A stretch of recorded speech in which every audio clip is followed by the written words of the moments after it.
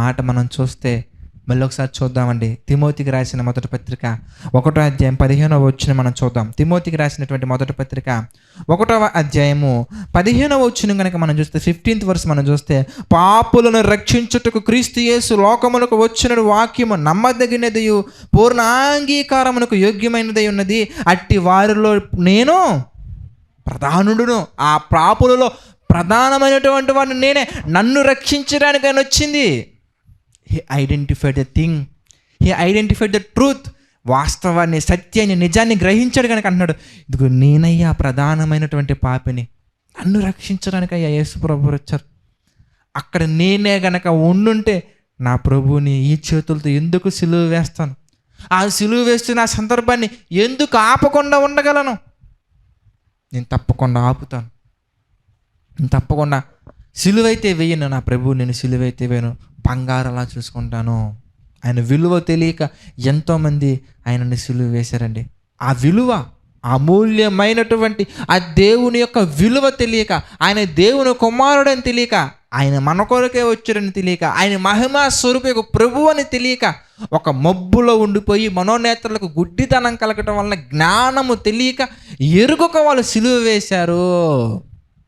దాని గురించి పౌలు గారు మాట్లాడుతూ ఆయన మాట్లాడుతున్న మాటలే మనం చూస్తే అదే అధ్యాయంలో మొదటి తిమోతికి రాసిన పత్రిక 1వ అధ్యాయం మనం చూస్తానండి.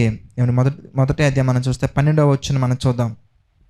12వ వచనం మనం చూస్తే, పూర్వము దూషకుడును హింసకుడును హానికరుడైన నన్ను తన పరిచర్యకు నియమించి నమ్మకమైన వానిగా ఎంచినందుకు నన్ను బలపరిచిన మన ప్రభు అయిన క్రీస్తు యేసునకు కృతజ్ఞుడనై ఉన్నాను. తెలియక అవిశ్వాసము వలన చేసి తిని గనక కనికరించబడ్డానయ్యా. అయితే ఇక్కడ ఇంకొక రకమైనటువంటి కేటగిరీ గురించి మనం చూడాలండి. అది నిజంగా చాలా ప్రమాదకరమైన కేటగిరీ అండి. ఇంకొక రకమైన మనుషుల గురించి మనం చూద్దాం. ఇప్పుడు దాకా ఒక రకమైన మనుషుల గురించి మనం చూసాం కదా, ఇప్పుడు ఇంకొక రకమైన మనుషుల గురించి మనం చూద్దాం. వీళ్ళు నిజంగా చాలా ప్రమాదకరమైనటువంటి జంతువులండి. వీళ్ళని అందుకే దేవుడు మృగాలు అన్నారు బైబిల్లో. క్రూర మృగాలు ఎవరు బ్రదర్ ఇంతకీ అంటే చూద్దాం. ఆ మృగాలు ఎవరో కూడా మనం చూద్దాం. గుడ్ ఫ్రైడే కానీ లేదా ఈస్టర్ కానీ ఒక మంచి వీడియో సాంగ్ ప్లే అవుతున్నప్పుడు లేదా ఒక మంచి మ్యూజిక్ వస్తున్నప్పుడు చక్కగా చూసి ఆ విజువల్స్ మనం చూసి, నా కోసం యేసుప్రభు వారు మరణించారు, నా కోసం యేసుప్రభు వారు ప్రాణత్యాగం చేశారు, నా కొరకు ఇలా చేశారు అలా చేశారని మాట్లాడుతూ ఆ రోజు ఎంత భక్తి కలిగి ప్రార్థన చేస్తామంటే మిఖాయేలు గబ్రియేలు కూడా భయపడే విధంగా చేస్తాం నిజంగా. తర్వాత ఏమైపోతామయ్యా అంటే కొంతమంది గురించి మాట్లాడుతున్నారండి దేవుడు. ఆ కొంతమందిలో కనుక నీవు లేదా నేను మనం కనుక ఉన్నట్లయితే చూద్దాం మన పరిస్థితి ఎలా ఉందో మనం చూద్దాం. హెబ్రీలకు రాసిన పత్రిక 6వ అధ్యాయం మనం చూద్దామండి. హెబ్రీలకు రాసినటువంటి పత్రిక 6వ అధ్యాయం మనం చూస్తేనండి 4వ వచనం చూద్దాం. హెబ్రీలకు రాసిన పత్రిక 6వ అధ్యాయము 4వ వచనం నుంచి మనం చూస్తే, ఒకసారి వెలిగింపబడి పరలోక సంబంధమైన వరమును రుచి చూచి పరిశుద్ధాత్మలో పాలివారై దేవుని దివ్య వాక్యమును రాబోవు యుగ సంబంధమైన శక్తుల ప్రభావమును అనుభవించిన తరువాత ఏం చేస్తున్నారని వీళ్ళంతకే తప్పిపోయిన వారు అంటే పాపాన్ని మరలా పునాదులతో సహా పాతిపెట్టిన ఆ పాపాన్ని పునాదుల లోపల నుంచి మళ్ళీ తవ్వి మళ్ళీ వాటికి బానిసలైపోయి ఆ పాపానికి బానిసలైపోయి ఆ పాపములో బ్రతుకుచ్చు, ఆ పాపములో వ్యసనపరులై దాంట్లో ఊరేగుచ్చు ఏం చేస్తున్నారయ్యా అంటే, ప్రార్థన చూద్దాంలేండి, ఇంపార్టెంట్ పని ఉందండి బ్రదర్, సువార్త ప్రకటన బ్రదర్. ఇంట్లో పరిస్థితులు ఏం బాగాలేవండి. ఫ్యామిలీ మొత్తం కలిసి సినిమాకి వెళ్తారు కానీ ఏ ఒక్క రోజైనా కానీ ఫ్యామిలీ మొత్తం కలిసి సువార్తకి వెళ్ళారండి? సువార్త సభలు పెడితే వెళ్ళటం కాదు, సువార్త ప్రకటించడానికి.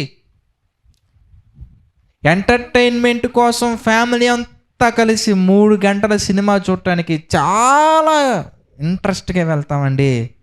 ఎటర్నల్ లైఫ్ కోసం ఫ్యామిలీ అంతా కలిసి సువార్త ప్రకటించడానికి ఎప్పుడైనా వెళ్ళామా? ఎప్పుడైనా. నువ్వు వెళ్ళకపోగా ఇంట్లో వాళ్ళు ఎవరైనా కానీ సువార్తకి వెళ్తుంటే అడ్డుకుంటున్నావా లేదా చెప్పండి బ్రదర్? అడ్డుకుంటున్నారా లేదా చెప్పండి సిస్టర్? మీ హస్బెండ్ గారే సువార్త ప్రకటించడానికి వెళ్ళి 1 గంట లేటుగా వస్తే చాలండి, మాట్లాడే మాటలన్నీ మారిపోతాయండి. అదే ఆఫీసులో ఓటీ చేసి వస్తే మాత్రం అస్సలు మాట్లాడవండి, పైగా కాలు నొక్కుతామండి, వేణీళ్ళు పెడతామండి, ఎన్ని చేస్తామో. సువార్త సభకు వెళ్ళొచ్చిన తర్వాత కనీసం కాళ్ళు కడుక్కోవడానికి వాటర్ ఇస్తున్నావా చెల్లెమ్మ? ఎందుకంటే ఓటీ చేసి వస్తే డబ్బులు వస్తాయండి. అదే పిల్లల వాక్యము చెప్పొస్తే అనేక మంది జీవితాలలో వెలిగింపబడుతున్నాయని ఎప్పుడైనా గుర్తించావా? సమస్యలు వచ్చినప్పుడు, కష్టాల్లో ఉన్నప్పుడు, కన్నీళ్ళలో ఉన్నప్పుడు, అవమానాల్లో ఉన్నప్పుడు, అందరూ విడిచిపెట్టినప్పుడు, ఏకాకిగా ఉన్నప్పుడు, ఒంటరిగా ఉన్నప్పుడు ఓదార్పునిచ్చి, కురింగిన హృదయానికి కృపలో బలాన్నిచ్చి, నేనున్నా నీకు భయపడకని ఆదరణ కలిగించి దేవుడు నిన్ను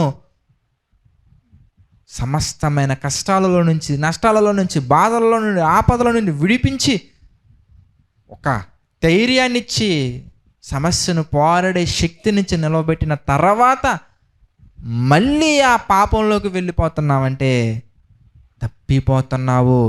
మంచి మార్గంలో నిన్ను నిలవబెట్టడానికి యేసుప్రభువు వారు నీ కొరకు నా కొరకు మరణించి సమాధి చేయబడి తిరిగి లేచారని అంగీకరించి, నోటితో ఒప్పుకొని, సొంత రక్షకుని అంగీకరించి, బాప్తిస్మము తీసుకొని దేవుని యొక్క రాజ్యంలో చేర్చబడి, సంఘంలో చేర్చబడి, ఆ పాపాన్ని నువ్వు పాపాన్ని విడిచిపెడుతున్నావా? విడిచిపెడుతున్నాను బ్రదర్.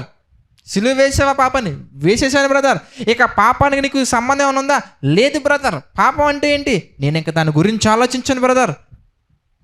పాపాన్ని పునాదులతో సహా పాతిపెట్టి పునరుద్ధానుడైనటువంటి యేసుక్రీస్తు వారిలో నూతన జీవాన్ని పొందుకున్న మనం, మంచి మార్గంలో వెళ్తున్న మనం, మన కొరకు మన మంచి యేసయ్య ప్రాణ త్యాగాన్ని చేశారనే విషయాన్ని అంగీకరించి అనేక మందికి చెప్పటానికి ఒప్పుకున్నటువంటి మనం ఎగైన్ మళ్ళీ తప్పిపోతూ ఏం చేస్తున్నామయ్యా అంటే, ఆనాడు ఆ కాలంలో వాళ్ళు విలువ తెలియక యేసుప్రభు వారిని అనేక రకాల మాటలని మొహము మీద ఉమ్మివేసి, చేతుల్లో మేకులు కొట్టి, కొరడాలతో కొట్టి, తల మీద ముళ్ళ కిరీటం పెట్టి, రెల్లుతో కొట్టి, అవమానపరిచి, బట్టలు లాగి వేసుకొని, అంగీ లాగి వేసుకొని ఆయన అవమానపరిస్తే, ఈనాడు విలువ తెలిసినటువంటి విశ్వాసిగా నువ్వు నేను ఏం చేస్తున్నావయ్యా అంటే చూడండి అంటున్నారు ఆయనను తప్పిపోయిన వారు, ఆయన విషయంలో తప్పిపోయిన వారు తమ విషయములలో దేవుని కుమారుని మరలా సిలువ వేయచ్చు బాహాటముగా ఆయనను